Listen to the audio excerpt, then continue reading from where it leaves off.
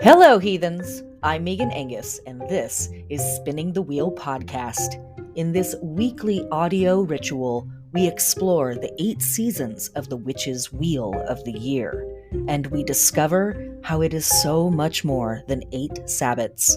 We weirding witches time travel through holy days, festivals, and celestial events connecting our celebrations and magic to the past, present, and future.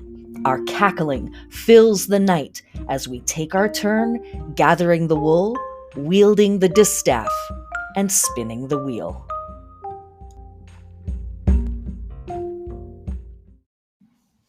Welcome back, heathens, for yet another week of Spinning the Wheel. Thanks for joining me. How you doing out there, everybody? Yeah, right? Okay. So, that was eclipse season. I don't think that we're done with the activities that the cosmos has scheduled, that our species has scheduled. But here we are, right? I hope all of you are remembering our oft repeated adages here on the podcast. You can always put yourself in time out. If you are feeling overwhelmed, know that you can always go step aside, take a breath, have a cry, go take a walk around the block, go poop, go have a snack, go drink a glass of water. The world can wait. If you need to put yourself in timeout for a moment, do it. We need to do whatever we need to do right now to get through life in America, life in North America, life on Earth. It is a super intense time to be alive on this planet. And wildly enough, for the most part, we're kind of doing it to ourselves. So that's an interesting twist on it, isn't it? Generally speaking, looking back through the history of this planet, when any large amount of species have faced dire circumstances, it was by chance. It was a meteorite, or a solar flare or something along those lines. So we as a species have a lot of work to do. And we are not going to be able to do that work unless we are doing everything that we can to take care of ourselves and to take care of each other. First and foremost. If you need to downgrade some stuff in your life, it's okay. It's okay.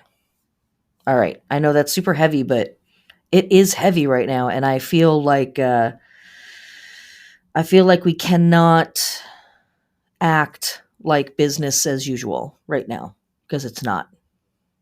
This is the week of the 2-year anniversary of George Floyd's death, which I feel like, is going to become a hallmark moment in American history. I mean, it is, but I think, with time, we will begin to see how pivotal of a moment that experience was.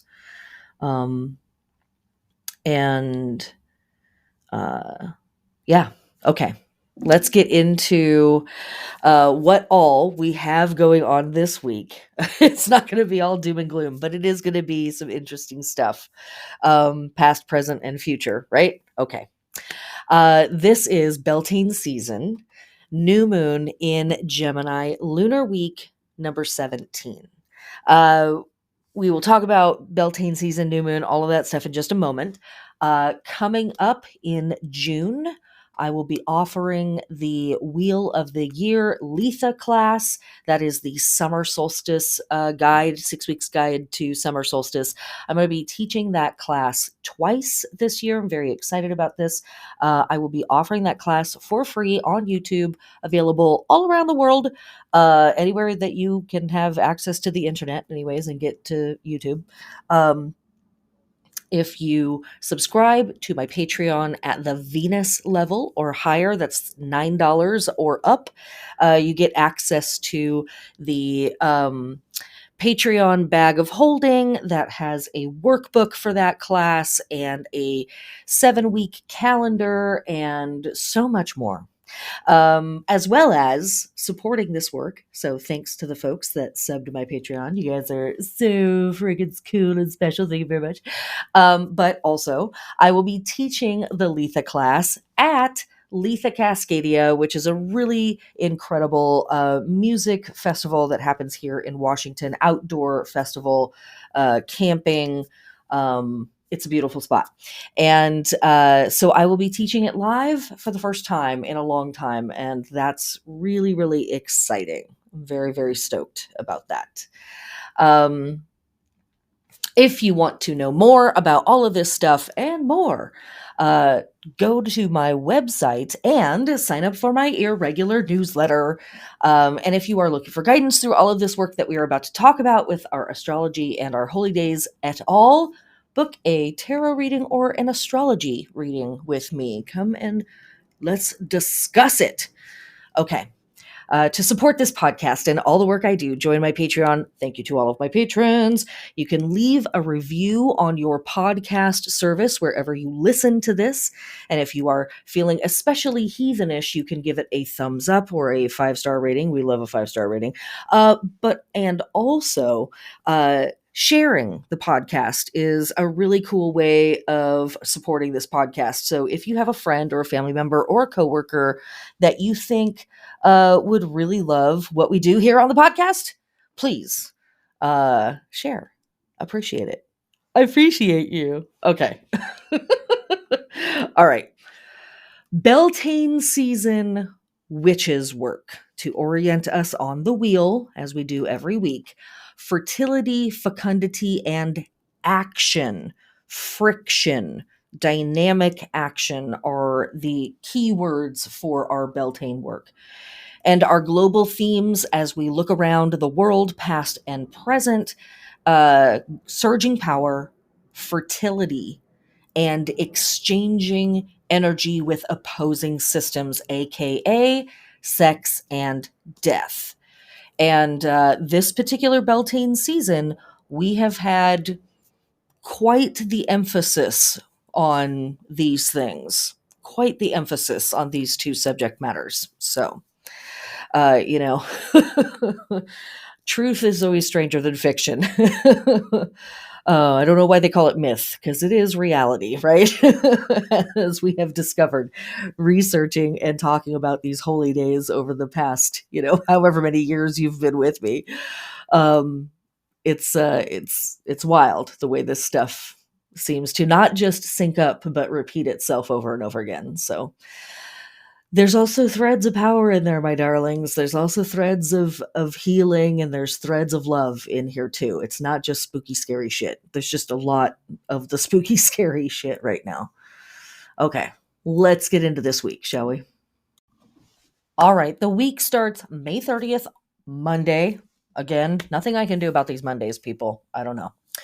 But very cool. Monday, moon day, right? And we have our new moon on Monday. Oh my God. Put some Duran Duran on. Okay, we're moving on. New moon in Gemini at 9 degrees at 4:30 a.m. Pacific Standard Time. So later in the day for everybody else. Depending on where you are in the world, the moon moves pretty fast. Where I charted this moon for is here in Seattle, Washington, where I am. And it is unaspected here. And I'm kind of glad that this moon is unaspected, or at least that there was a place we could cast a chart for this moon where it's unaspected, because new moons are the seed, they are the start of a process. And This is the last new moon of Beltane season, and it's the last new moon of spring. So this is our last first, in a way, in the season of starting, in the season of first, right? Um, so this moon, if it has any rulership, it's the planet that oversees Gemini, because that's the sign that the moon is hanging out in. And that would be Mercury. Mercury is currently retrograde on this day. It stations direct just a couple of days later. So Mercury is nearly holding still at this point. And for me, all of that together just kind of sits in a very nice, quiet place. I think that this new moon is a great opportunity to do a news diet for yourself. It doesn't have to be a news blackout. It doesn't have to be a news numbness or omission, but maybe a paring back, um, and a recommitment, perhaps, to being really selective about the news sources that you gift with the investment of your time and your energy and your clicks, because those news outlets are supported by your attention. Those social media outlets that you integrate into your life are supported by your attention that you give them. So this might be a really great time to kind of review your investment in those systems, and how invested you are in them, like the ways that those things have kind of bled into your life, and where maybe that needs a little repair. Outside of that work, uh, this is a fantastic new moon for coming back into touch with your spontaneity, your curiosity, your playfulness. Again, we have had a very, very heavy time here in America the last, I don't know, 400 years or so. Uh, and especially the last 250, real good. Um, and again, if we're going to get through stuff, we have to be able to get through it as healthy as we can. And having play, having some time off mentally is really, really important to be able to come back to the work later and attend to it with the intention that it needs. So we want to indulge in spontaneous conversations, trips, hookups. I know COVID, so be careful. um, Investigative rabbit holes. And if we're doing any kind of studying under this very airy, intellectual Gemini new moon, mostly without any kind of agenda, just like knowing to know, just, interested in reading about stuff. Let's check it out. Um, this can be a moon that feels a little extra wired if we are already feeling anxious. So, this is especially why playtime and exorcising that energy is important, like running it through the system. Beltane season is not just about sex and sensuality specifically. It is especially so during the Taurus portion of it, but as we move into the Gemini portion of it, it's also about the exchange of energies between ourselves and different people, different places, variety of ideas, the multiplicities of states of being, all of that. It's about coming into all of the various things that life can possibly be. It's about rubbing up against new and divergent stuff and getting it on you and seeing what that's like. It's pollinating and getting pollinated. And so as we move into the second half of Beltane, and we experience this, last new moon of Beltane and spring, we want to get some of the excess energy out of our systems so that we can get back to the business of being gods and doing cool stuff with a purpose. So allowing this moon to help you be playful, help you be curious, help you be silly and spontaneous, and just like whatever, just like shake it off. And then coming into our magician stance truly here in just a moment. We had, the holy day of Hermes Trismegistus last week, and yeah, we've got some more power hitters this week as well. So but this is a moment that where we need to shake it off a little bit. We need to be silly, we need to jump around and dance, we need to woo, you know what I'm saying? Yeah. This is another moment perhaps where we are using glitter medicinally, that kind of an attitude. Okay. For our lunar body work, we are awakening, activating, adorning, stimulating, preparing for action. The shoulders, the elbows, the wrists, the arms, the hands, and the armpits. These are the parts of the body that are ruled by Gemini. Um, as I say every week, I am a lady on the internet talking about stuff. I am a doctor of the cosmos, not of the human corpus. So check in with your trusted health advisor if you are wanting to integrate anything about the lunar body health suggestions in this podcast. And for our plant friends, whether they are indoors or outdoors, we are harvesting, we're doing pest control, we're doing disease control, plowing, weeding, aerating the soil, and pruning to encourage above ground growth. Okay. There is no astrology of note for this day, so we're going to scooch directly into the holy days. All right? All right. Alrighty, holy days of May 30th. We start with the heliacal rising, the fixed star Aldebaran. This is one of the Barahenian fixed stars. The stars worked with in planetary magic and fixed star magic and.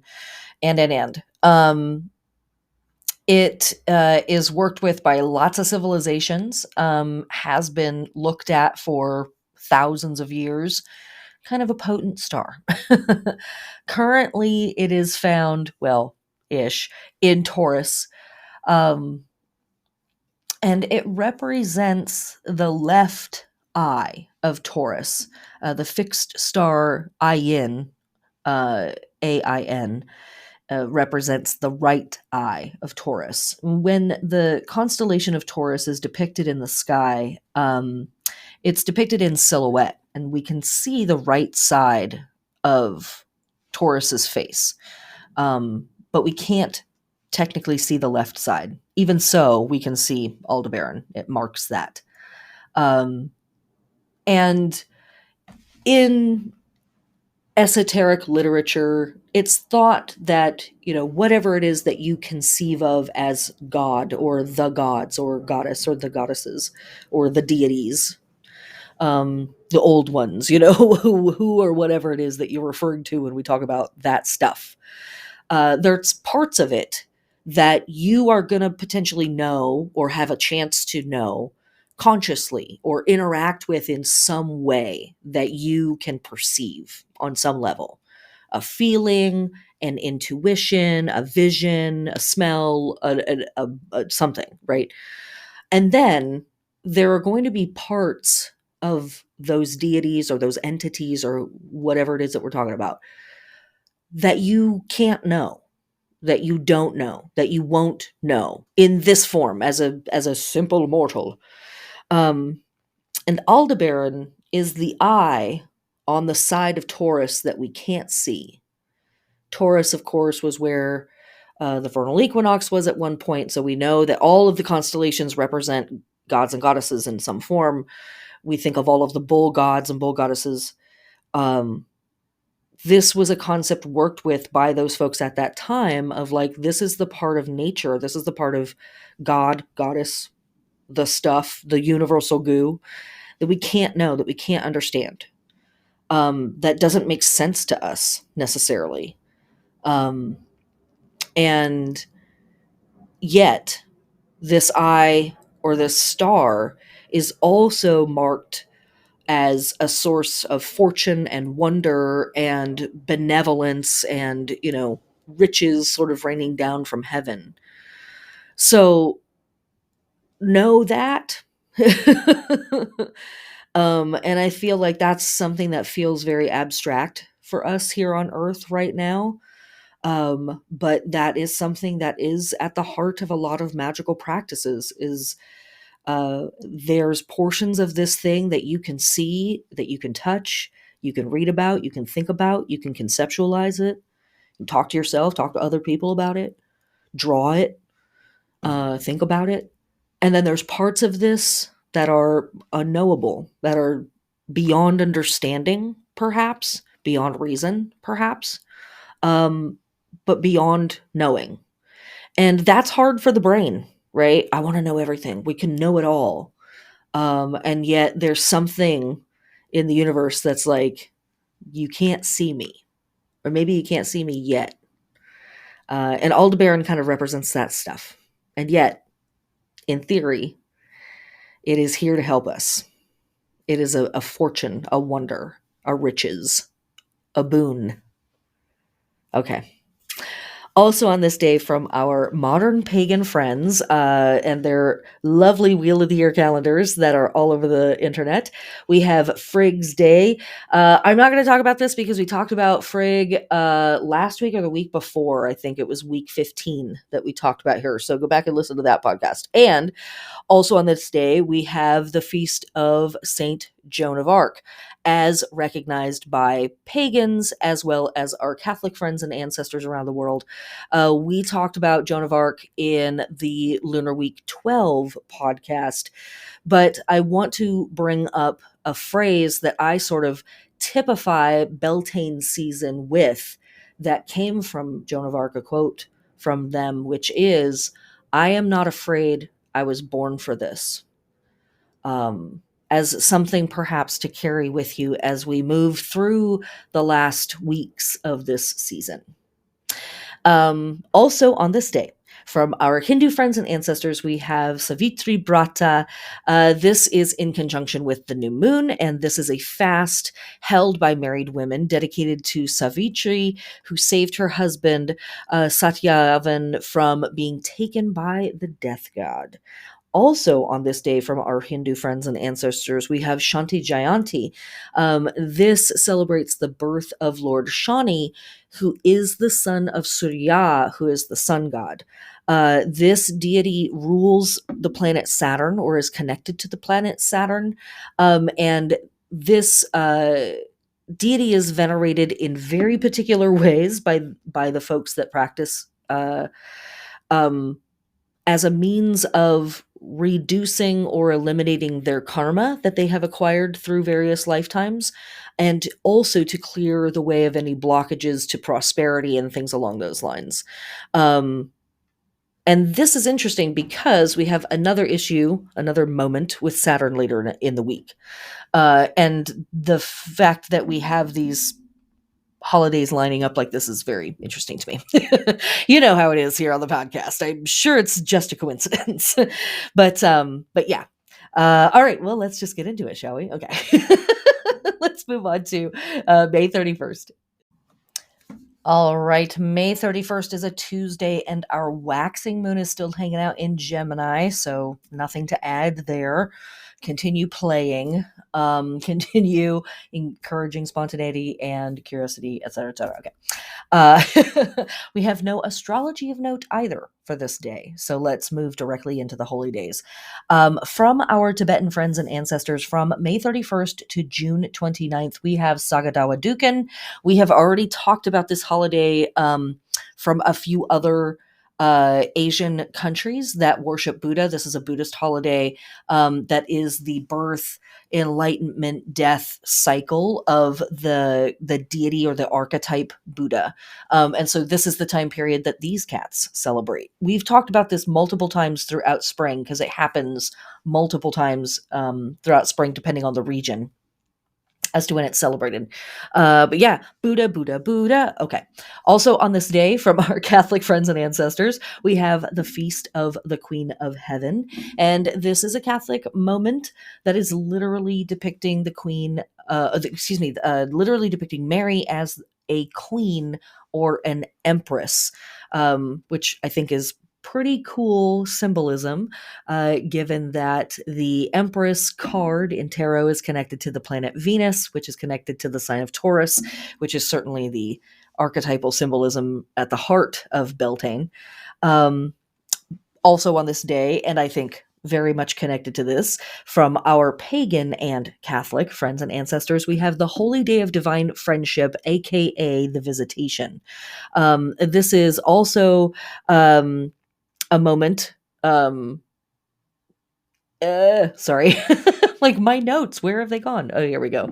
This is the visit of the Blessed Virgin Mary, who was pregnant with Jesus, to Saint Elizabeth, who was pregnant with John the Baptist. And that bit is actually very important information and symbolism for us as we move out of Beltane season and into Letha and summer solstice and summer. We cross out of Gemini into Cancer. We are going to see more and more symbolism of divine twins. And so here we have a type of brother slash twin thing here with Jesus and John. We also can see the Holly King and the Oak King in them, and those two archetypes are about to change place here at summer solstice. But also, there is a lot of symbolism in various myths around the world at this time of year of the divine twins helping usher in the birth of other sacred beings through the mother, who is represented by Cancer.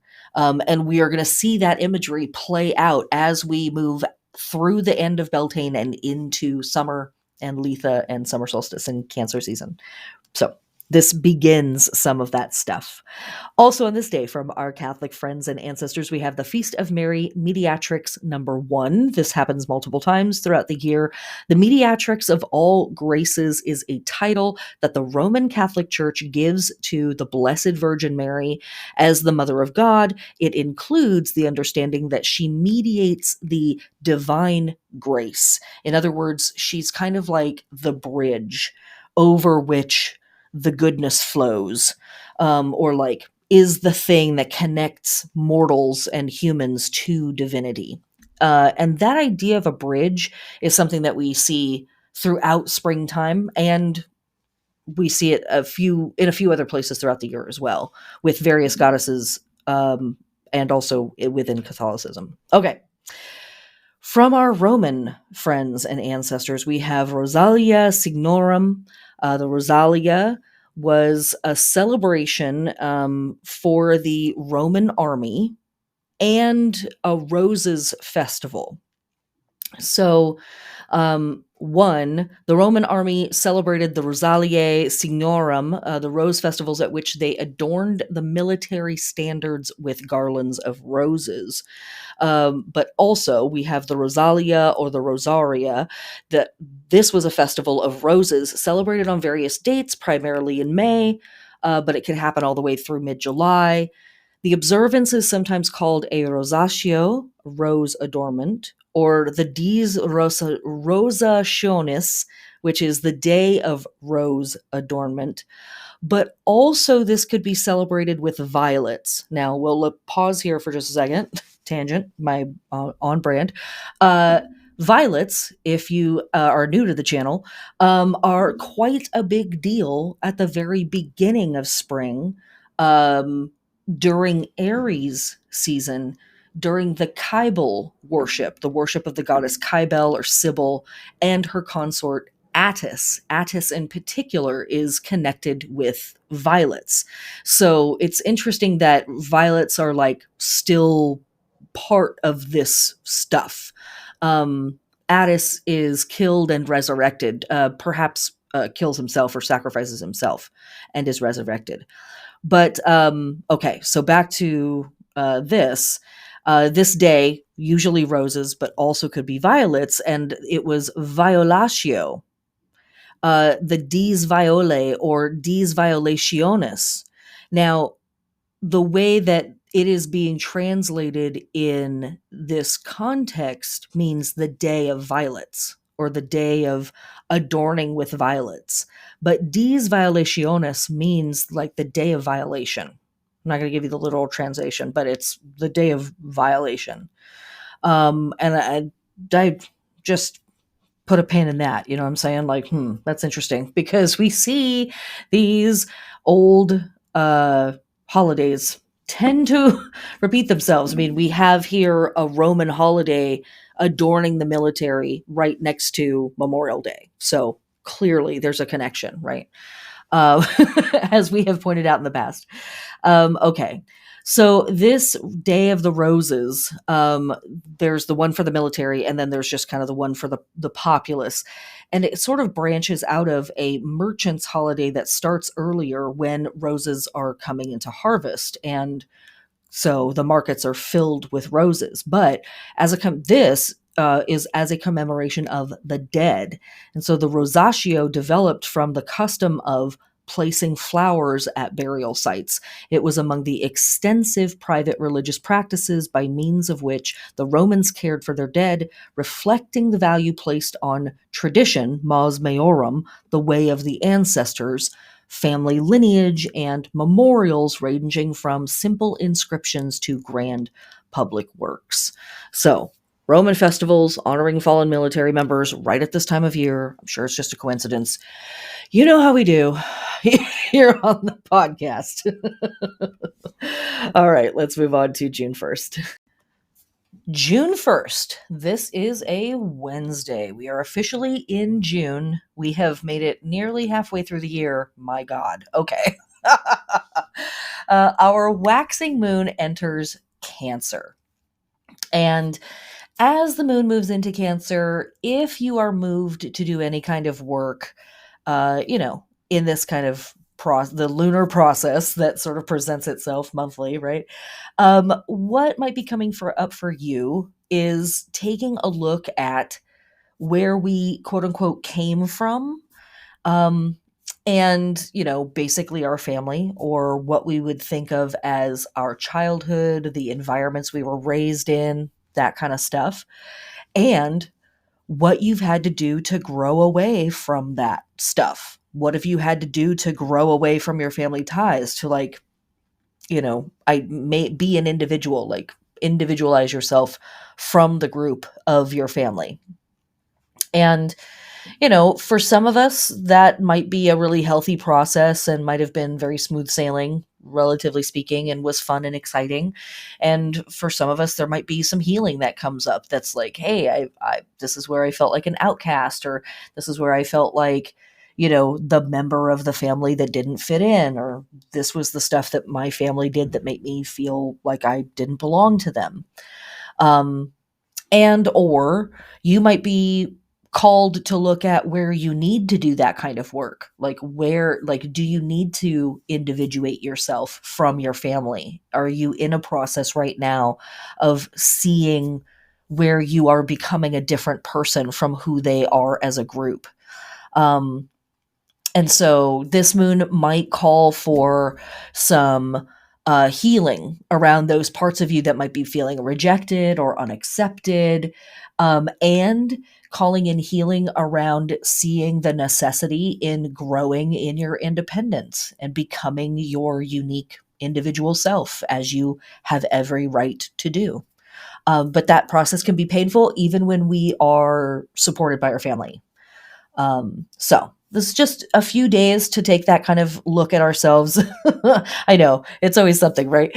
But again, this could be a joyful moment. This could be nostalgic. It could be a little painful. It could be a mix of all of those things. And as always, take what works for you, leave what doesn't. If you're like, I don't feel like doing that, don't. There you go. The astrology is there if you would like to work with it. You don't have to. um, when we are working with a waxing moon in Cancer, we are dealing with the best moons for any kind of expansion magic. Anything that we want to increase: prosperity, security, love, lust, whatever we want more of. We want more peace. We want more happiness. We want more stability, whatever it is that we want more of.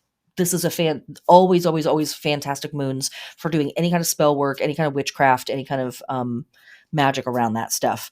Unless they're particularly gnarly in their aspects, but I didn't look and I don't care. Like, just go out there and do some magic if you feel like it. For our lunar body work with the moon in Cancer, we are adorning, activating, awakening, preparing, and stimulating for action the breasts, the chests, the belly, and the lungs. So, this whole front portion of the corpus. Whatever that means for you, enjoy yourself.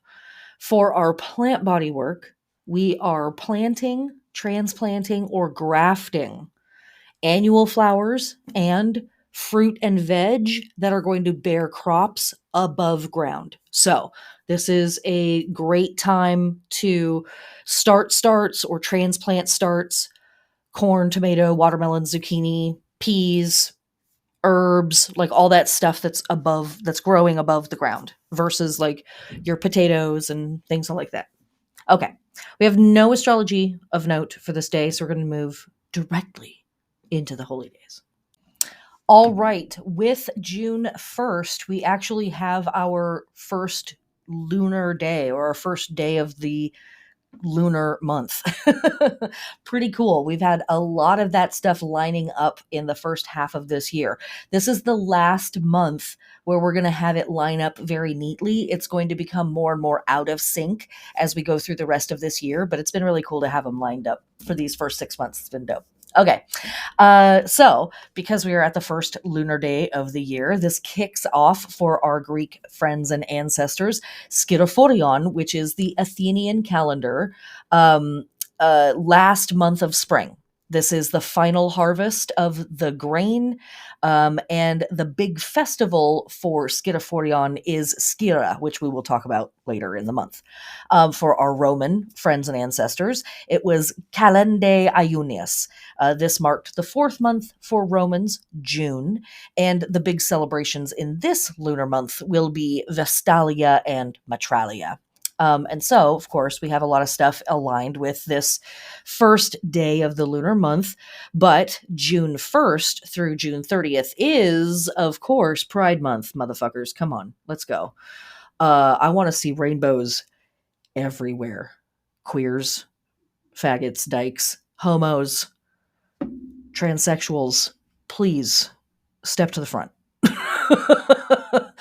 Where are you? Come to my come to me. Show yourselves. This is the time. Remember, first and foremost, people, Pride was a riot.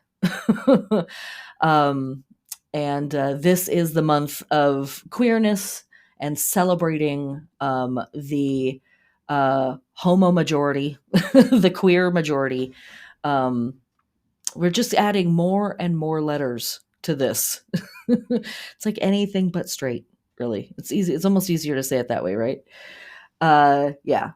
Welcome to it. Welcome to it. Okay. Also this month, here at June 1st, first day of the lunar month, we have the Dies Natalis of the Temple of Tempestates from our Roman friends and ancestors. The Tempestates were season, they were weather, they were specifically bad weather and storm and tempest. But Tempestates also was specifically a goddess of storms, sudden weather. As with certain other nature and weather deities, rainbows and clouds should be regarded as divine. Notes that the Tempestates had been consecrated as deities by the Roman people. So a weather thing. And we see a lot of weather holidays throughout the Gemini season, as we talked about, I think last week and the week before. Also, from our Roman friends and ancestors kicking off here at the beginning of the lunar month, we have the festival of Carna. Carna's feast day was marked as Nefastus on the calendar. That is, it was a public holiday when no assembly or court could convene. And I believe that the isn't Congress and Senate out for the summer, I believe. Again, sure, it's just coincidence.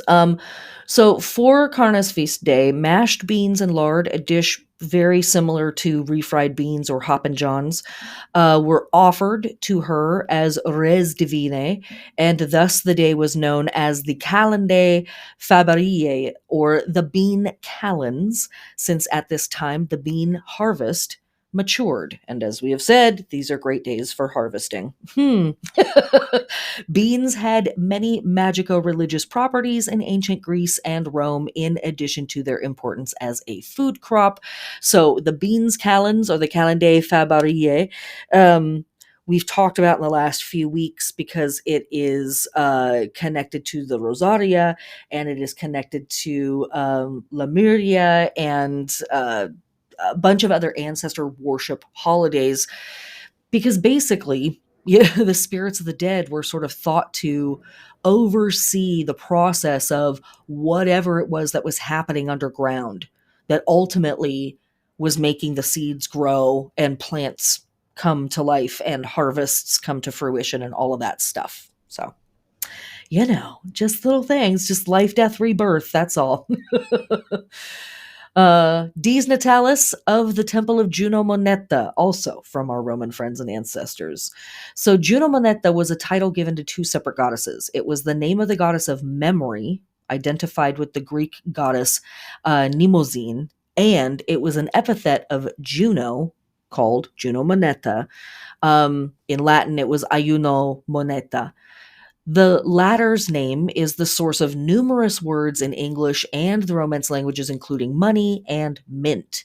Juno Moneta, an epithet of Juno, was the protectress of funds, and accordingly, money in ancient Rome was coined in her temple. Okay. Also, on this day, from our Roman friends and ancestors, we have the Dies Natalis of the Temple of Mars. And this is just as we've talked about when it's the Dies Natalis and we don't have any extra stuff to say. We've already talked about Mars significantly through the season of spring. Dies Natalis was basically like the birthday of the temple, and it's like a refreshing of the temple. Perhaps like a sacred flame is extinguished and relit, the floors are washed, cloths might be changed out. That's sometimes the Natalis was like a big deal celebration, and sometimes it was just sort of a like the once a year sweep the floor, we're done kind of a thing. So from our Druid friends and ancestors, we have the Hamadryads Day. The Hamadryads were 8 dryad daughters of the forest spirit Oxylos, or of the forest, and the nymph Hamadryas, one with the tree, of Mount Oeta in Malis, which is in northern Greece. Now, these 8 Hamadryads we also talked about as we've moved through the constellation of Taurus, with various fixed stars over the last several weeks. The 8 nymphs each presided over a specific type of tree, and this is very similar to the sacred fires of Beltane and all of that good stuff. So we have Aegiros. This was the nymph of the black poplar, and Pelos, the nymph of the vine, including wild grape, bryony, and black bryony, and the rack. We have Balanus, the nymph of oak trees, like holm oak and prickly cupped oak. Caria, the nymph of the nut tree, both hazel and walnut, and perhaps even chestnut. Crania, the nymph of the cornelian cherry tree. Moria, the nymph of the mulberry tree or the wild olive. Ptelea, the nymph of the European elm tree. And Psyche, the nymph of the fig tree. And the parents of the Hamadryads, Oxylos and Hamadryas, may also have presided over specific species of trees, for Oxua in Greek can mean beech tree, in addition to generic woodland, and Druce is sometimes the holm oak, as well as the generic word for tree. So, interesting stuff there.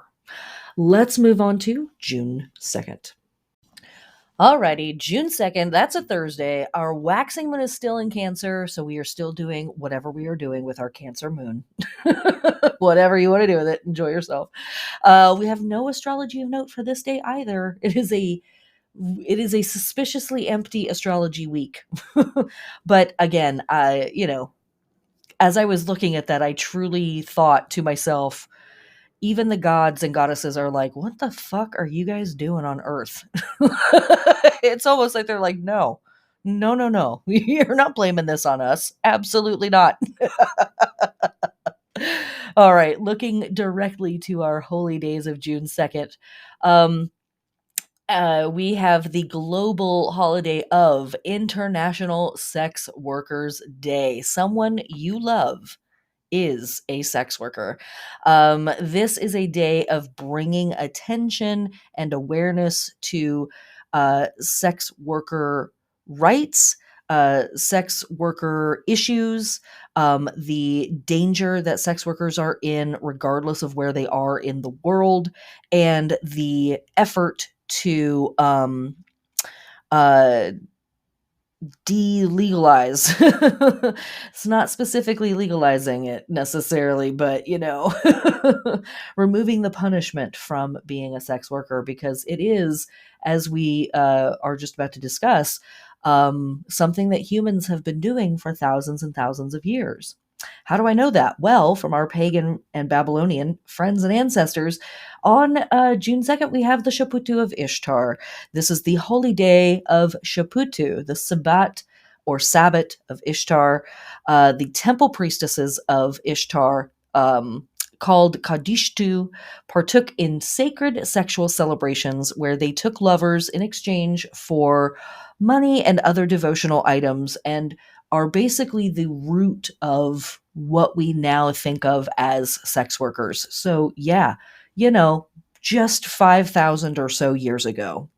That's all. Kind of a thing. Humans have been doing it for a while. Civilizations sort of like built it into their worship. Just, I'm saying, read into it, pick up a pamphlet, check it out, find out what the hubbub is all about. All right. Also on this day, from our Norse friends and ancestors, we have Sin's Day. Or Sign, excuse me, not Sin, S-Y-N, Sign. This is a goddess of defensive refusal who guards the doors of halls and shuts them against those who cannot enter.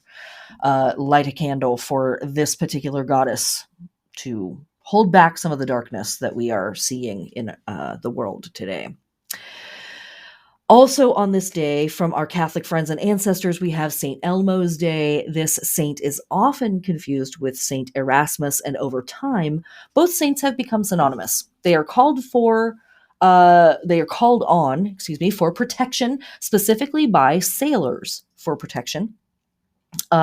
This brings us to St. Elmo's fire, a pale brush-like spray of electricity seen around the top of a ship's mast at night. Sailors who saw this on their ship believed it was the saint's protection. When seen in the sky, they believed it was souls rising through the intercession of St. Elmo. Documentation of this phenomenon goes all the way back to Greece, where if one lightning flash was seen, it was referred to as Helena, like Helen of Troy, Helena. And if there was two, it was called Castor and Pollux. Yes, the Gemini twin brothers of Helena. So, very cool stuff there. Lots of combinings of various late Beltane Gemini season symbolism, electricity, sailing, all of that good stuff. And, the Gemini twins right there, right? Castor and Pollux. Pretty cool stuff. Also on this day, from our Orthodox Catholic friends and ancestors, we have Ascension Day. We talked about this last week. This is the ascension of Jesus up unto the heavens. Good for him. Huh? Good for him. All right. Yeah, great time to leave. See ya. What got your podcast pulled? It was funny. Weird. Let me tell you. It's a weird story. Let me tell you about it.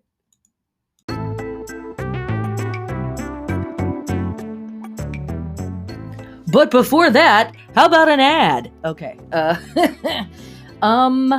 If you love this podcast, you can support this work through Patreon. Thank you a bajillion billion times. See, the sirens are going off even as I say it. Thank you so much to my patrons. You guys don't even know. You don't even know. Thank you so much. You can sub for as little as $1 if you just think this podcast is dope and you want to support it. I don't run ads on the podcast, partly because I don't want to, and partly because I won't get paid even if I do. So screw them, man. You can sub, as I said, for as little as $1 or $5, even if you want to just support the podcast. And this is plenty of information. But if you want even more information, extra podcasts, extra videos, extra information about the Wheel of the Year, magical practices, tarot, etc., subbing at the higher levels, you get all kinds of cool free stuff. And at the even higher levels, you get free readings every month with me to be able to integrate all of this information into your personal life based on what's going on in your natal chart and all of that other good stuff. Join and change your life forever. Or, whatever. Thanks so much for the support. If you can't support financially, I completely understand because life sucks on Earth right now. It's too expensive for everything.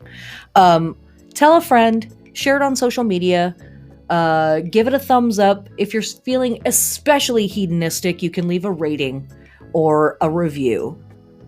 All right, that's the end of the ad. Let's get back to the podcast.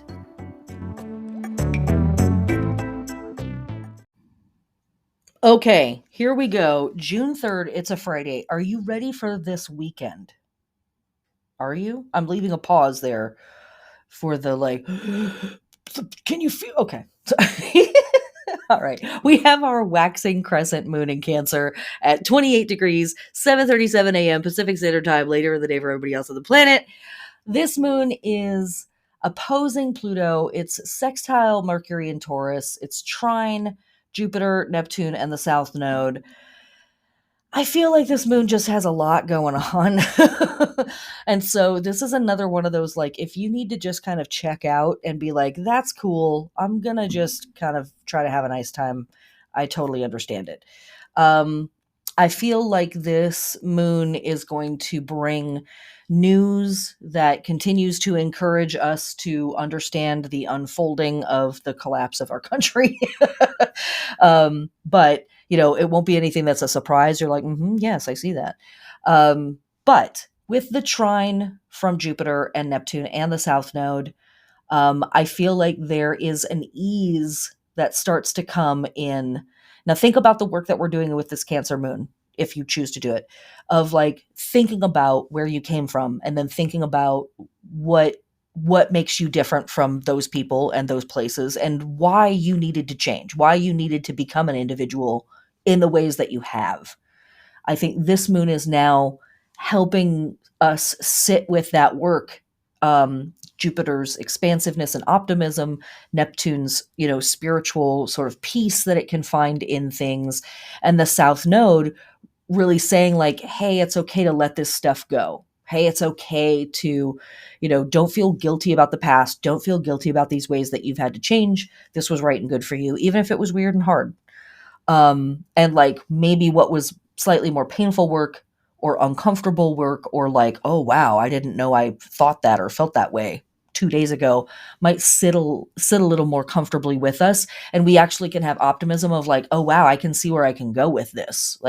Here's where it's been really good and healthy for me to individuate and become my own person. Here's not only how it was good for me, but how it was good for my people, how it was good for my family, that I have become my own person. Whether you interact with those people or not, right? Because I know a lot of us don't. So I think that opposition to Pluto is just kind of what it feels like on Earth right now. I don't think that's anything special, honestly. But what it does lend is either a chance for being really penetrating in this work, or you might get a little chasing your own tail with it, like a little obsessive with it. And so if you are like, I can't stop thinking about this, like do something to jog yourself out of it. Literally go for a walk, or like, call a friend, or like whatever, like get yourself to get out of the loop. If there's anything from Pluto, it might be that. Okay. This is a waxing crescent. So what are we doing with the waxing crescent? We are the sprout. We are experiencing expansion. We are asking ourselves, what does it take to pull away from the past? Right? So here is that work that we are doing in this waxing crescent in Cancer. What is the work that needs to be done that I have already done? What is the benefit from? What's the medicine from pulling away from the past? Again, expansion magic of all types, super duper supported with this moon. Very, very lovely. We've already talked about our lunar work and our plant work and all of that good stuff. And so later in the day, the moon enters Leo, but I am going to save talking about Leo until tomorrow, quote unquote, June 4th, Saturday. But just know that the Leo vibes are starting to come in around noon Pacific Standard Time.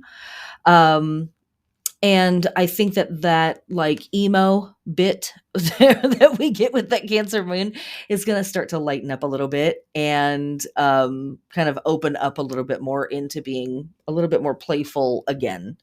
And, fun, gregarious, magnanimous, that kind of stuff. Okay. So what we do have, though, happening on this day, along with this moon, is we have Mercury stationing retrograde. Excuse me. We have Mercury stationing direct at 26 degrees of Taurus.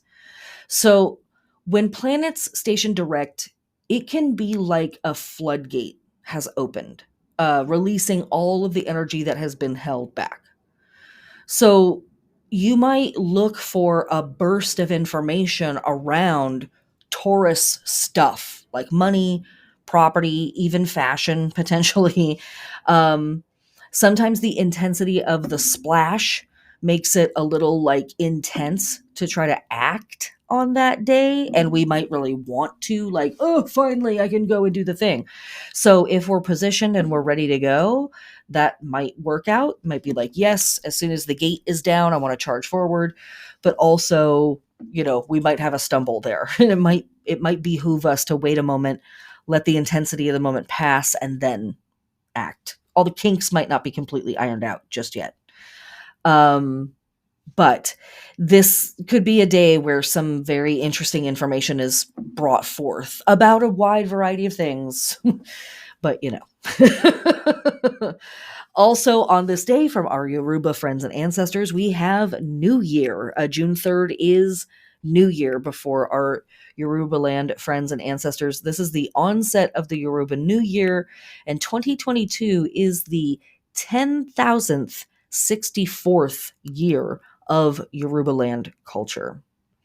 From our Greek friends and ancestors, we have Atarfordia. This is a festival dedicated to Athena, during which two young girls dressed in white garments carried unspoken things, or things about which no one could speak. Possibly the peplos for Athena, meaning the great tunic that her statue would wear in her temple, which had begun to be woven at the Feast of Hephaestus months earlier. They carried these unspoken things at night from the top of the Acropolis down to the garden Temenos of Aphrodite, located at the base of the Acropolis. And then they carried something else from the Temenos of Aphrodite back up to the top of the Acropolis. Now, it's possible that this festival was confused with a different one dedicated to Erse, the goddess of dew. But other sources are like, no, that was happening in late fall. Other people are like, no, these girls were carrying something else. They might have passed by an underground spring that was in the area where they could have carried moisture from. And so there's a source that suggests that Erse was not a goddess that the festival was dedicated to, but the daughter of someone that died at the Acropolis. And so this is, even in even in the ancient world, they didn't know their own history, which is kind of funny and weird. um, but in any case, Etaphoria may be a ritual for fertility and likely is part of the agricultural cycle. It is more obviously the beginning of the process that winds up the old year before the new year commences, since in Athens nothing was carried over from one year to the next. This completion of the year entailed a ritual process of festivals and sacrifices to a multitude of divinities, all seeming related to the city's first king, Erechtheus or Erechtheus, from Mycenaean times. All right. Also, from our Roman friends and ancestors, on this day we have the Dies Natalis of the Temple of Bellona. The Temple of Bellona. Bellona was an ancient Roman goddess of war. Her main attribute is the military helmet worn on her head. She often holds a sword, a spear, a shield, and brandishes a torch or a whip as she rides into battle on a four-horse chariot.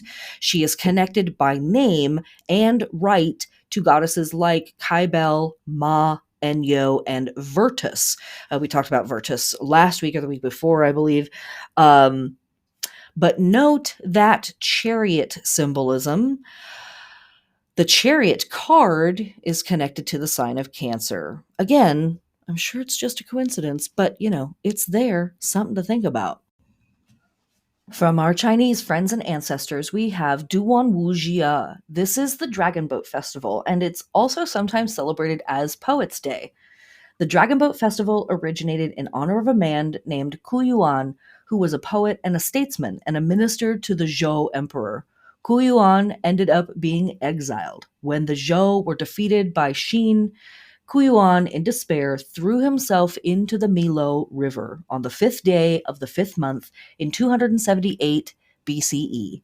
His last poem was, "Many a heavy sigh I have in despair, grieving that I was born in such an unlucky time. I yoked a team of jade dragons to a phoenix chariot and waited for the wind to come to soar up on my journey." Upon hearing of Ku Yuan's suicide, the local fishermen paddled out in their longboats, beating drums and throwing glutinous rice balls, called zhongji, into the water so that the fish wouldn't eat Ku Yuan's body. Since that time, people have commemorated Ku Yuan by celebrating the anniversary of his death with activities that include dragon boat races and the eating of zhongji. And to round out this day, which has just an absolute ton of holy days, we have from our Yoruba land friends and ancestors the feast of Eshu Eleegwa, as well as the feast of Orunmila. These are both in alignment with New Year's, but for me, they also are both in alignment with our Gemini and Mercury symbolism. Eshu Eleegwa partially serves as an alternate name for Elegua, the messenger for all Orishas, the messenger of the gods, basically. There we go. Elegua is an Orisha, a deity of roads in the religions of Santeria, Ubanda, Kimbanda, and Candomblé. He is syncretized with Saint Michael. Esua is always at the middle of divergent world forces. He controls and regulates the two extremes, the world of happiness, joy, and fulfillment, as well as the arena of destruction, hopelessness, and sorrow. And the Feast of Orunmila. Orunmila is the Orisha of wisdom, knowledge, and divination. The term Awo means secret and is a gender-neutral title for an initiated priest of Orunmila. So both of these deities contain elements of Mercury and Gemini, or we might say Mercury and Gemini can be found in both of these deities. Really cool stuff, all here at the crux of the solar year as we approach summer solstice. All right, let's move on to June 4th. Alrighty, June 4th, our waxing moon enters Leo. This is a Saturday. My notes for this day are new boot goofing.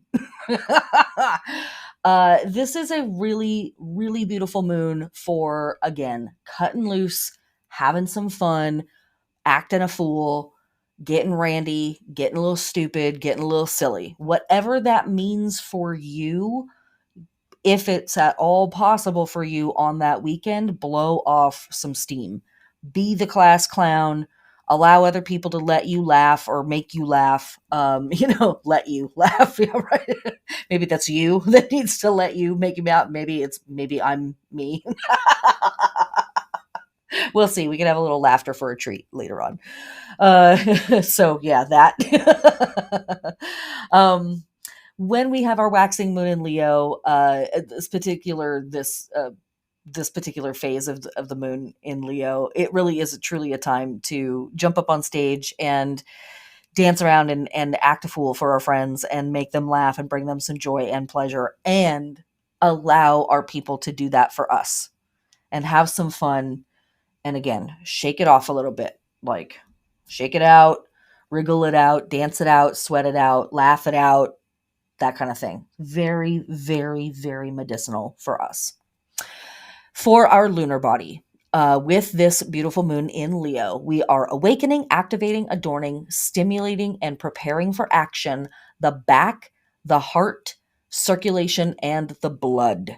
And as I say every week as well, not only just check in with your health person, but we do not only have to work with the body stuff in the body, we can work with the metaphor and understand how the metaphor speaks to us through the body, right? So do you need to do some work with your heart? Right? Is there something that you are giving up blood, sweat, and tears over? Are you circulating the energy as much as you are working on your circulation? Do you have some parts of you that are going numb? Yeah, right? I know. The metaphor sometimes is even more potent. It's like, I'd rather do just the physical body part. Thank you. That's actually the easiest one. What the fuck?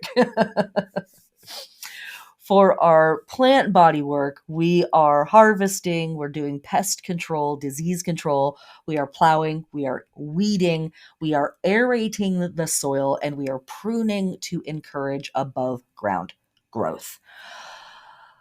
The astrology on this day, a little spicy. We got a thing. Now, we've already talked about Saturn, right? We have a Hindu holiday worshiping a deity connected to Saturn, the son of the sun.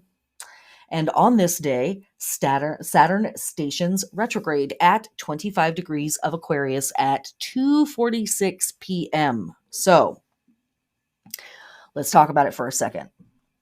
Saturn is going to station retrograde June 4th, 2:46 p.m., 25 degrees of Aquarius, and will station direct very close to Samhain at 18 degrees of Aquarius.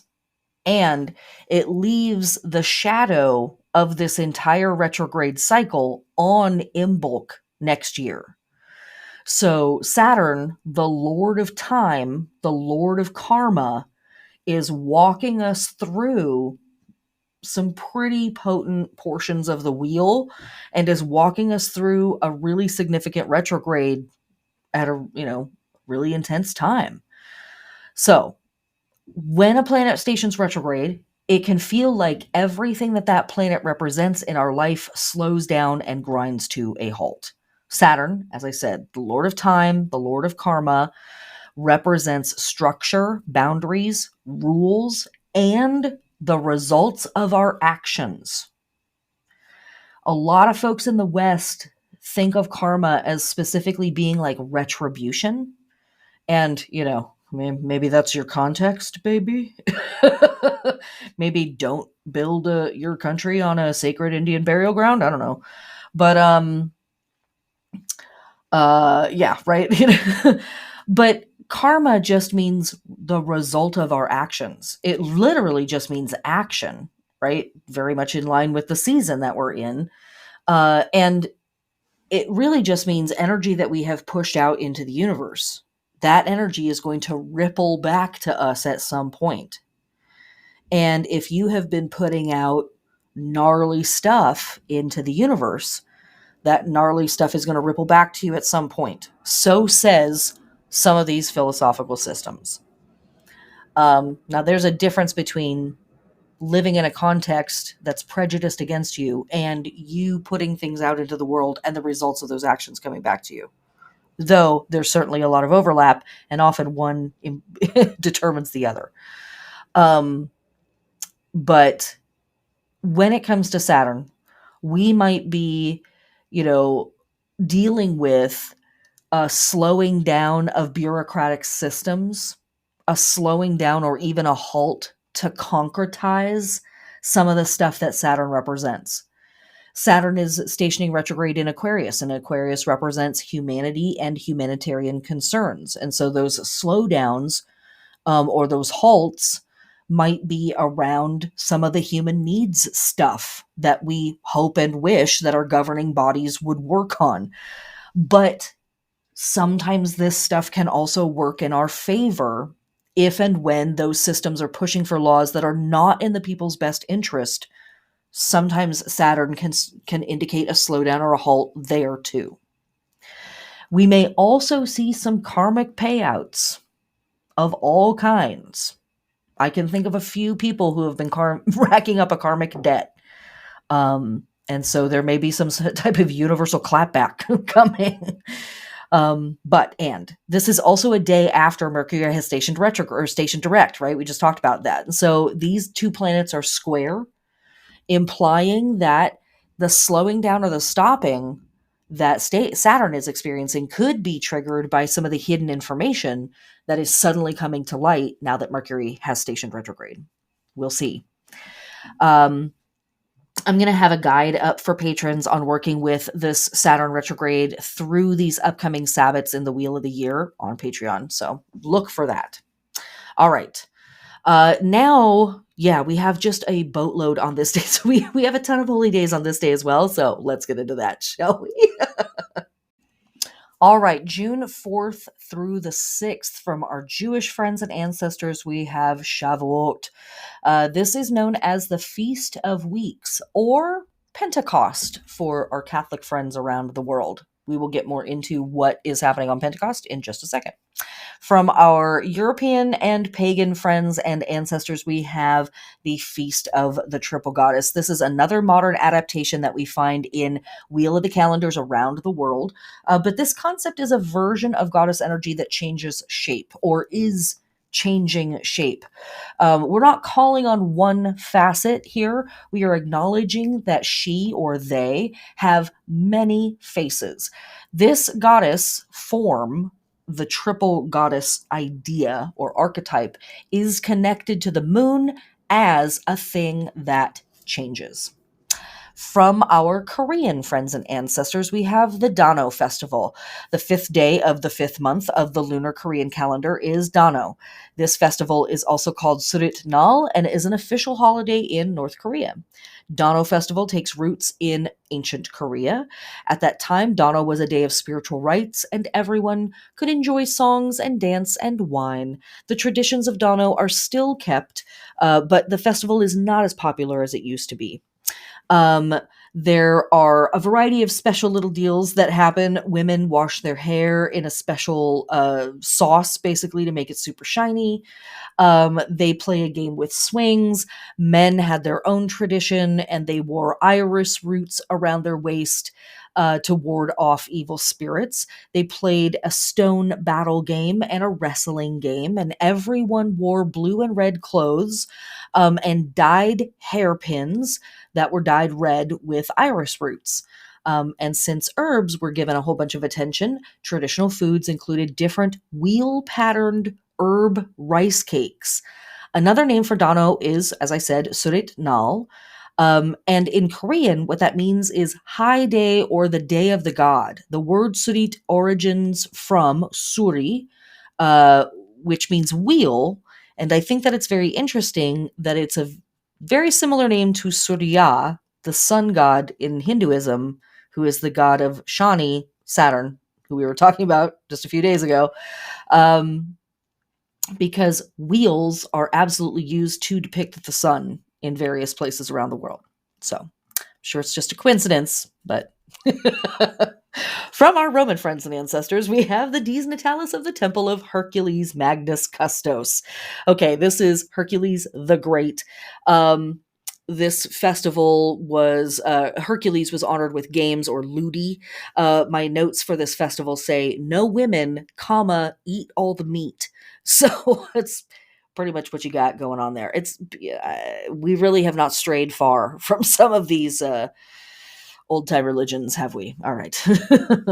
From our Slavic and Eastern European friends and ancestors, we have Yarila's Day. Yarila is a Slavic god of vegetation, fertility, and springtime.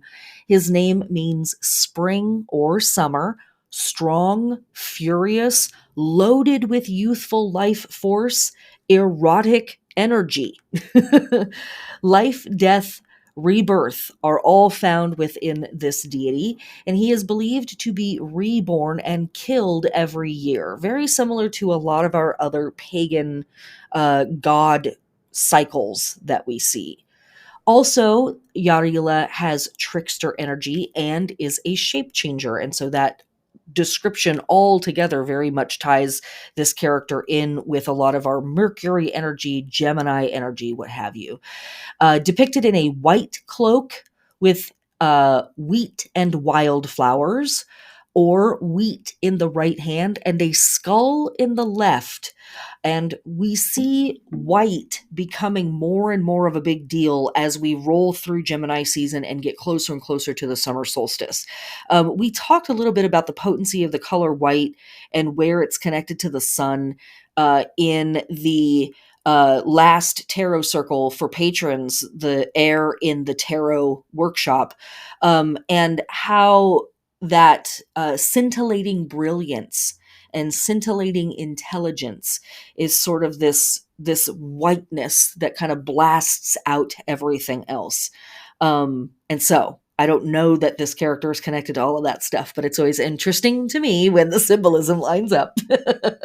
I also love that there's sort of a nod here to our Virgo energy at the end of the European harvest cycle, all of that stuff. The modern form of Yarila is connected to Green George and Saint George.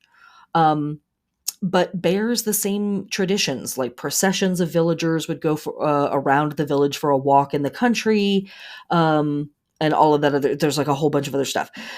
Something or someone was identified to be Yarilo or Yori, George. We have a doll made of straw. We have a man or a child adorned with green branches. We have a girl dressed like a man. We have a girl riding on a horse.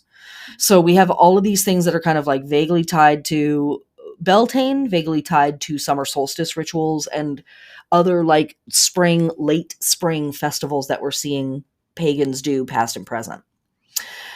Certain songs were sung, which alluded to Yari or Yarilo's return from a distant land across the sea. Oh, here we've got some ocean imagery.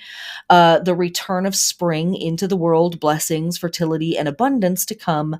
Emphasis on the horse, emphasis on this character riding from across the sea on a horse. Horses deeply tied into our Mercury and Gemini energy. And the song piece that I found was Je Yura Yara Yarilo Hodit, Tam Vam Poligerodit. And what that means is where Yura or Yare or Yarilo walks, there the field gives birth to you. So, Je Yore Hodit, Tam Vam Poligerodit. Where Yarilo walks, there the field gives birth to you. Pretty cool stuff. All right. I couldn't just leave it. I had to look it up. I had to find it. All right, let's move on to June 5th. Okay, June 5th, Sunday. Our waxing moon is still in Leo. You are still acting a fool. Wonderful. Let's move on. The only astrology that we have for this day is that Mars begins its retro shade. Now, this is a word that I have learned from Jessica Liniato. I don't know where she picked it up, but I love it. And what we're talking about is the overall retrograde cycle that the planet is going to ultimately go through. This is the point where um, the planet is passing over the degree that is going to be the last degree of the retrograde before it stations direct much later on down the road. Okay, so Mars is going to station retrograde at 25 degrees of Gemini on Samhain of this year, which is a week after Saturn stations direct. So there's a real interesting pattern here with these two planets who do not like hanging out with each other. And also something is up with Samhain with all of these retrogrades that are like right on top of it. So Mars is going to station retrograde. Let me say that again on Samhain at 25 degrees of Gemini and is going to retrograde back to 8 degrees of Gemini. On June 5th, Mars will cross over 8 degrees of Gemini that first time. So again, I'm going to have a guide up as well for this Mars retrograde later on in the year. Not going to worry about it so much right now, but you might just make a note of it in your magical journal where if you track this kind of stuff, you might just make a note that Mars has begun to step into the degrees where it will ultimately be moving in a retrograde fashion. And, as we said, when retrogrades happen, there's like a slowing down or a resistance to what it is that planet can do. And when Mars retrogrades, it can often just look like a cooling off of stuff. It can look like us losing our passion for things or losing our intensity around something. But it also can mean that we like drop our defensiveness around it, that we're much less willing to fight about a thing and we are more willing to, just witness it or see what it's all about or maybe have more acceptance around it in some way. So we'll talk about that more again, but we're stepping into that. That's it for the astrology though. So let us move on to the holy days of June 5th, of which there are a butt ton. That's a technical term that we use here in witchcraft. Because again, we're at the beginning of the lunar month, and so everybody's kicking it off. First off, we have the heliacal rising of the fixed star Cursa. This is found in the River constellation. We have talked about a few different fixed stars in this River constellation. Sometimes this fixed star is called the Golden Well, and I'm always intrigued when we have these very watery constellations and fixed stars as we are dealing with our watery deities and, approaching watery seasons and all that stuff. Okay. Also on this day, from our UK friends and ancestors, we have Whitsuntide. This is the name used in Britain and throughout the world among Catholics, Anglicans, and Methodists for the Christian high holy day of Pentecost. Pentecost, which means 50, is the 7th Sunday after Easter. It commemorates the descent of the Holy Spirit upon Christ's disciples, and they started speaking in tongues, which I think is a very mercurial thing to do. In England, Whitsuntide has taken on a bunch of the characteristics of Beltane, which originated from, of course, the pagan celebration of Summer's Day. Or the summer half year in Europe. Whitsuntide, the week following Whitsunday, was one of 3 holy days, or 3 holy weeks, for the medieval villein, or a type of servant, basically. On most manors, this person would be free from service during this week, which marked a pause in the agricultural year. And I think that that's really important because the agricultural rhythm is really embedded in a lot of our symbolism in Beltane season. And so knowing that even in this season of all this action and work, there was prescribed weeks of rest or chill out or let me take a break or let me pause on this thing. Remember our tarot. that we are working with during Taurus season. It is the 5, 6, and 7 of Pentacles. And think of that 7 of Pentacles image of that person gardening, but they're resting in that moment, right? They're dawdling, they're daydreaming, they're resting, they're taking a smoke break, whatever it is that they're doing. But they're not working in the season of working. They are chilling out for a second. So pretty cool.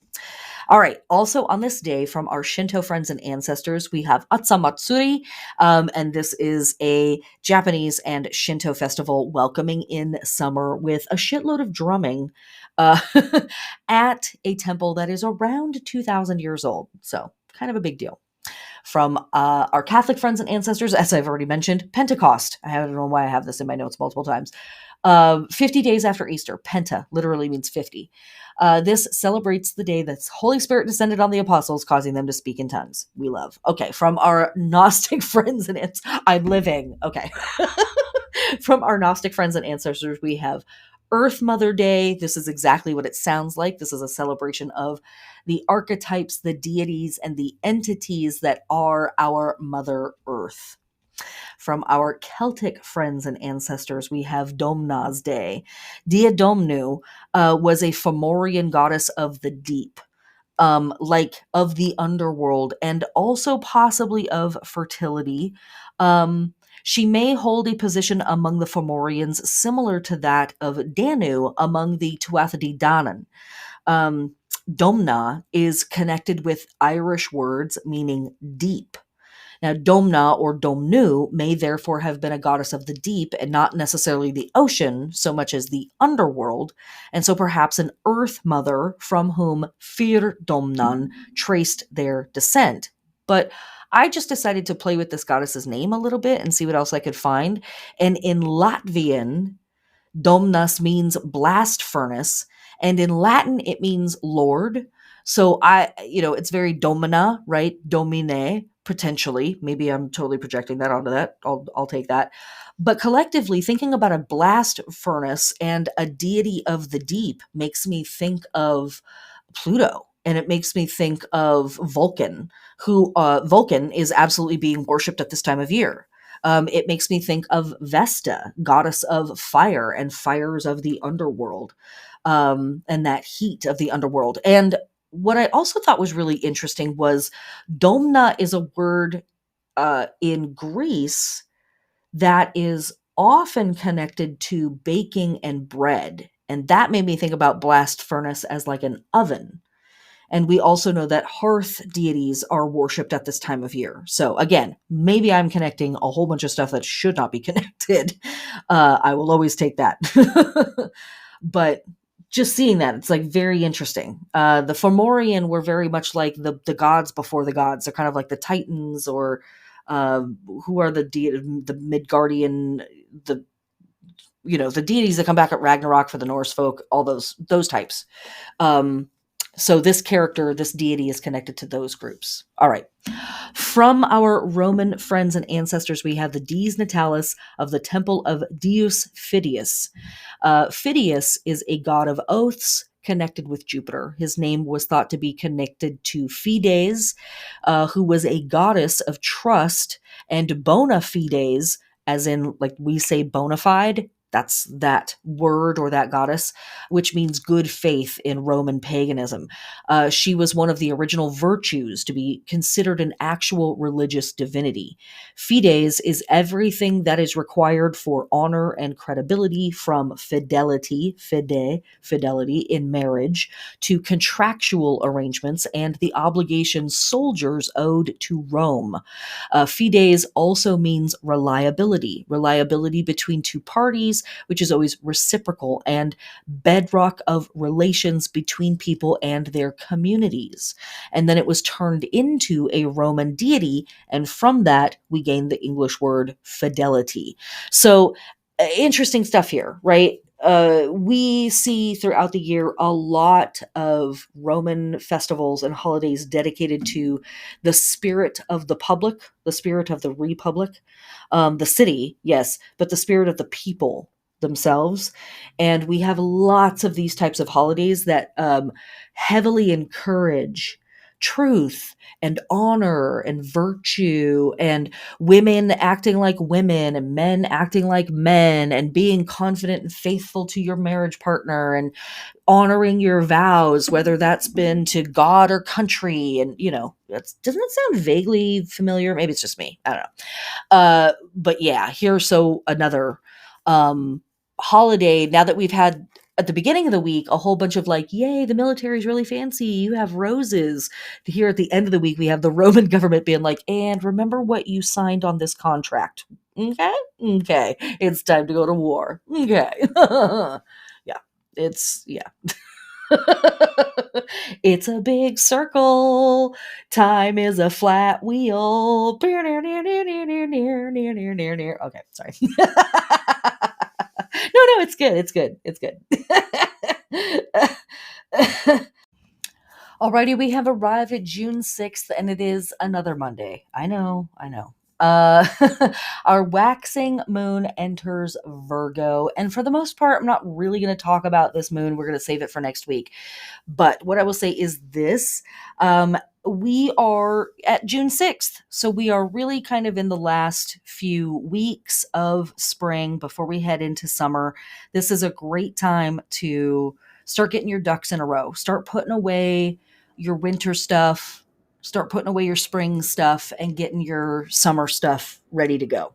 If you haven't done that work already, this is a great moon to assist you in doing that kind of work. For our lunar body, with our waxing moon hanging out in Virgo, we are activating, awakening, adorning, stimulating, and preparing for action the large and small intestine, the spleen, which filters stuff, and the pancreas, which produces enzymes that break stuff down and produces hormones for us. And again, work with the body, work with the metaphor. Do we need to be filtering some things out? Do we need to be sharpening our discernment and deciding, yes, we're working with this. No, we're going to put this away for a while, that kind of stuff.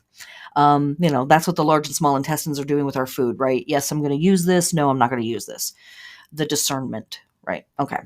And with our waxing moon in Virgo, with our plant body friends, do nothing.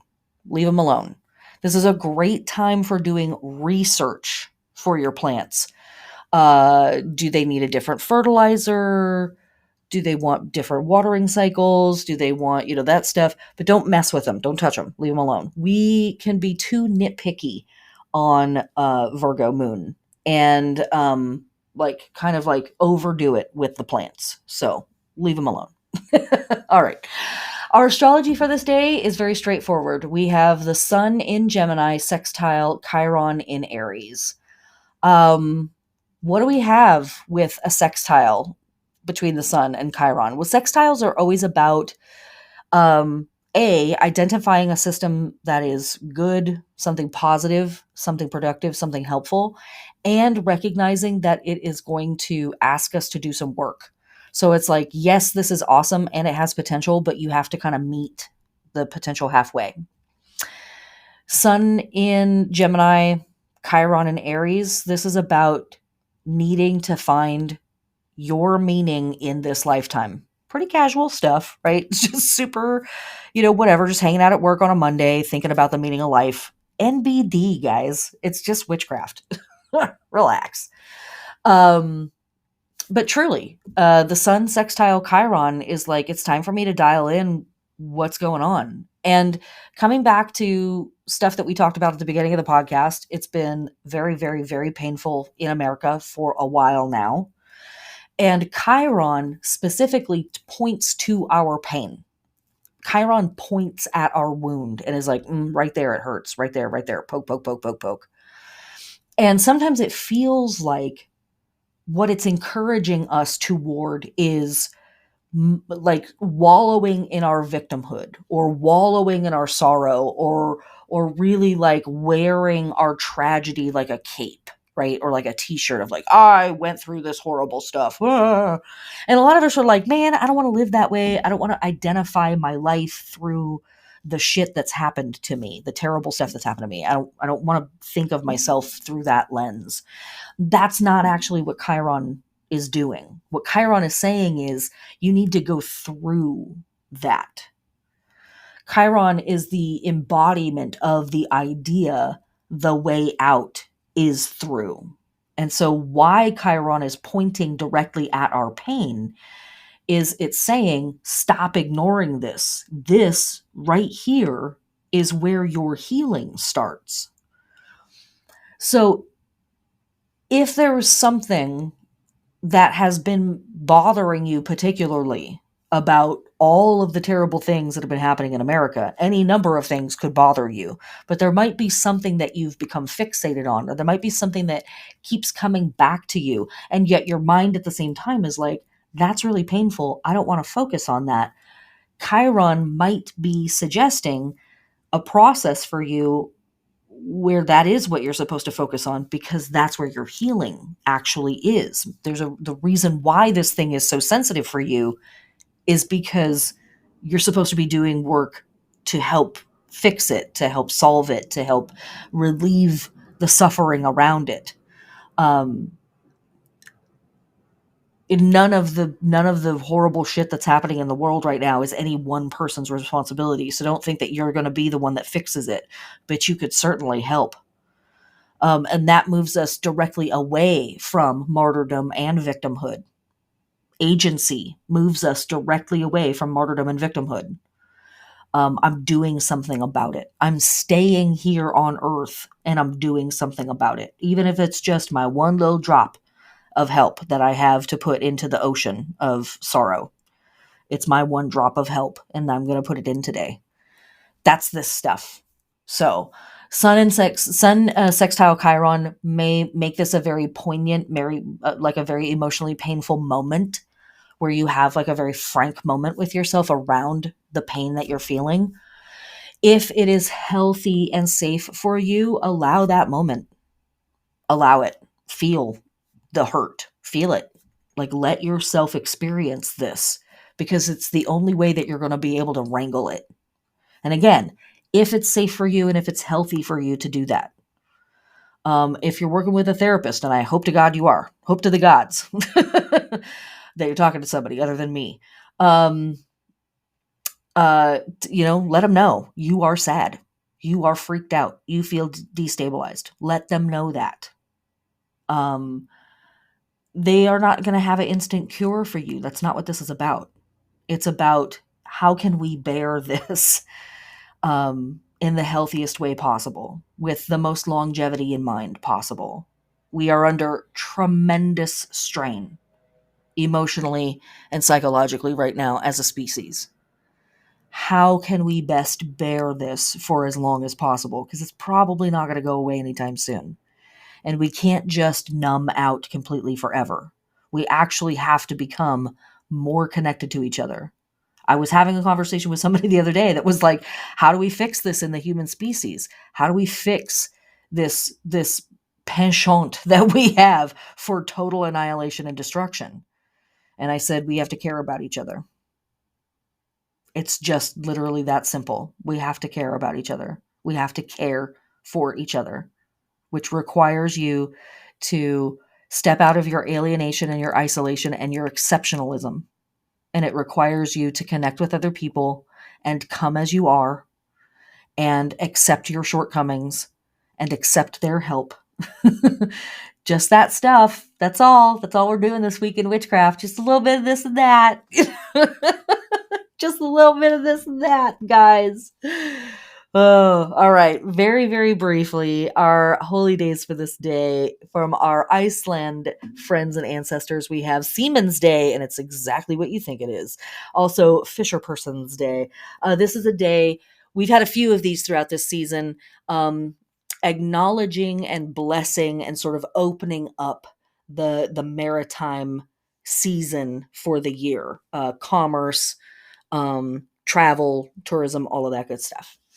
And from our Greek friends and ancestors, we have Artemisia. Artemisia, one of the great festivals celebrated in honor of Artemis in various parts of Greece in the spring of the year.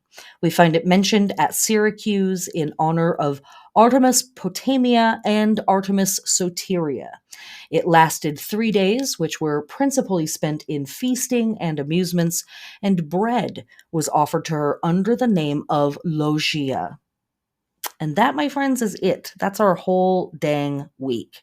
So let's get into the wrap up, shall we? All right, my friends, here's your roundup for the week. Our lunar phases are moving from Gemini to Virgo, so we are still hanging out with our mutable signs, and our mutable signs are still hanging out here with us, helping us change shape and multiply and morph and variegate into our summer forms.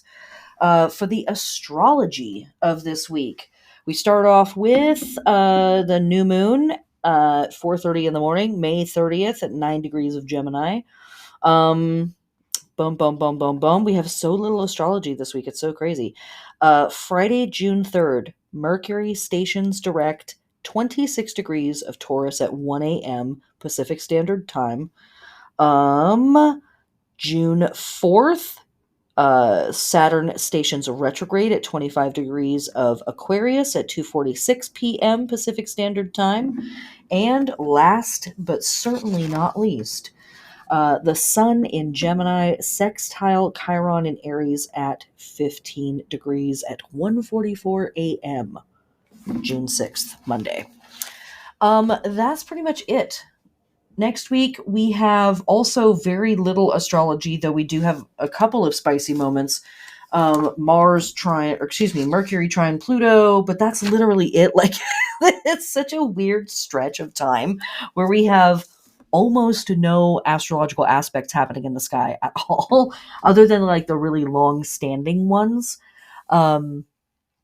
Like Saturn is squaring the nodes all year. I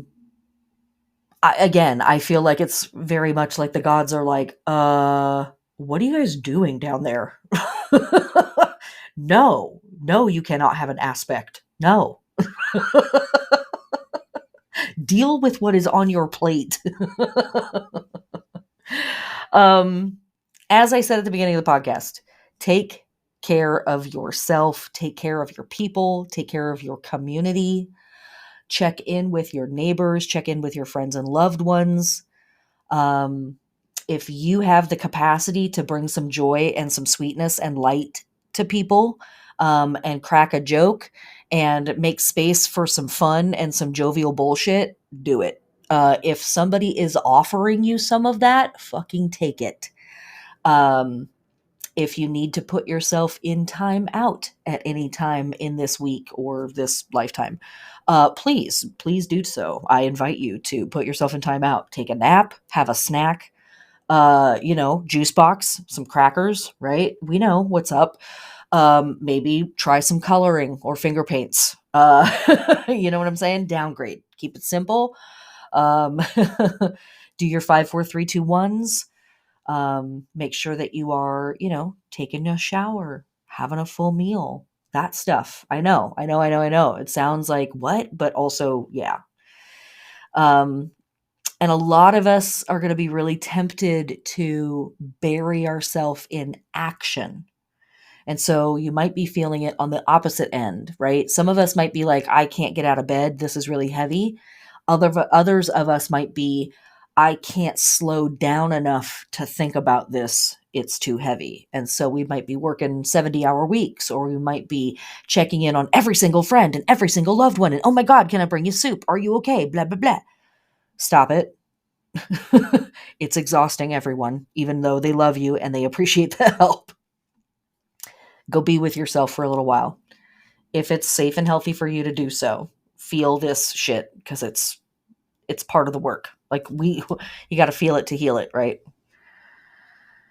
All right, my heathens, I love you so much. Blessed be. Take care of your fucking selves out there.